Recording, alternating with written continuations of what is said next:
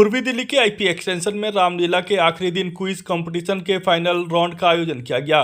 Competition का पहला और दूसरा स्थान छात्राओं ने हासिल किया, जबकि तीसरे स्थान पर छात्र रहे।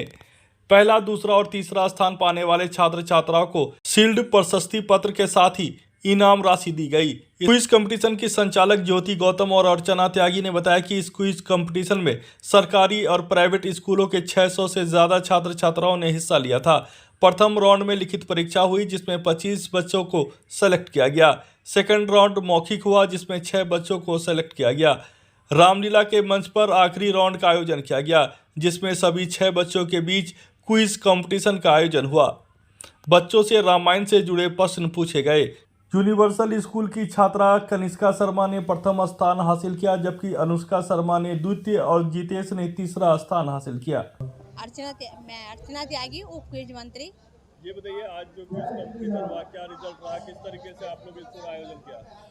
इसमें हमारे 600 बच्चे विभिन्न स्कूलों से, जिसमें गवर्नमेंट स्कूल भी है, उन सबों ने पार्टिसिपेट किया। उसमें से फाइनल राउंड में 6 बच्चे चुन के आए हैं, जिसमें फर्स्ट जो बच्चा आया है उसको 11,000 रुपये का प्राइज़ मिला है और साथ में बहुत सारी ट्रॉफीज़ वगैरह मिली हैं। और जो सेकंड है उसको 7100 रुपये, थर्ड को 5100 रुपये, और बाकी की जो 3 बच्चे और हमारे बच्चे हैं उनको सांत्वना पुरस्कार में 2100 रुपये का प्राइज़ डिस्ट्रीब्यूशन दिया गया है।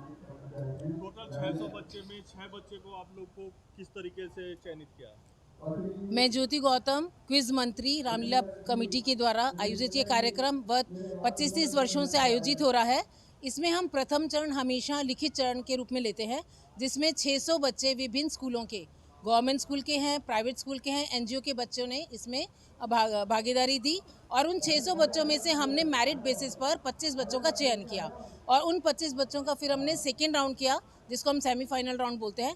उसमें 25 में से हमने 12 बच्चे पहले निकाले, वो वर्बल राउंड था, मौखिक प्रतियोगिता थी और ये आईपी भवन में आयोजित हुआ था। और उसके बाद उसी दिन ही थोड़े टाइम गैप के बाद 12 में से हमने 6 बच्चों का चयन किया, जिसको हम टॉप 6 के नाम से जानते हैं। और उन टॉप 6 बच्चों का आज रामलीला मंच पर मौखिक प्रतियोगिता अंतिम चरण के रूप में आयोजित की गई, जिसमें अभी जो 6 बच्चे थे वो एनजीओ से भी रिलेटेड थे, गवर्नमेंट स्कूल के भी थे और प्राइवेट स्कूल के भी थे।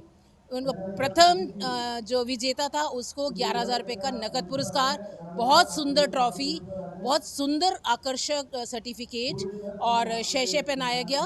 और इसके अलावा जो द्वितीय पुरस्कार विजेता था उसको हमने 7100 रुपये का कैश प्राइज़ दिया है, ट्रॉफी मिली है, उसे भी शय पहनाया गया, सर्टिफिकेट और ट्रॉफी सब कुछ मिला।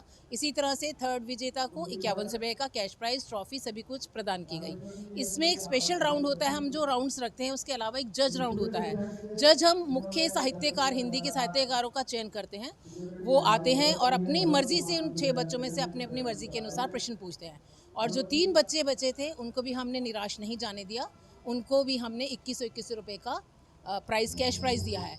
तो ये हमारा मुख्य लक्ष्य इसके पीछे यही है कि बच्चे जो हैं अपनी सभ्यता और संस्कारों से कभी वंचित ना हो, उनके साथ हमेशा जुड़े रहें। और उनकी, जैसे एक बच्चे ने बताया, उनकी दादी ने उसको पढ़ाया, तो एक बहुत बड़ी बात है, क्योंकि दादी हमें ऐसे पुरानी कथाएं सुनाया करती थी, खासकर रामायण के विषय में बहुत कुछ बताया करती थी। तो आज बच्चों ने ये प्रेरणा ली है और जो बच्चे विजेता थे और दूसरे बच्चे भी बहुत खुश होकर गए हैं, उनके पेरेंट्स ने और सभी ने बहुत इस प्रतियोगिता की सराहना की है। बहुत धन्यवाद।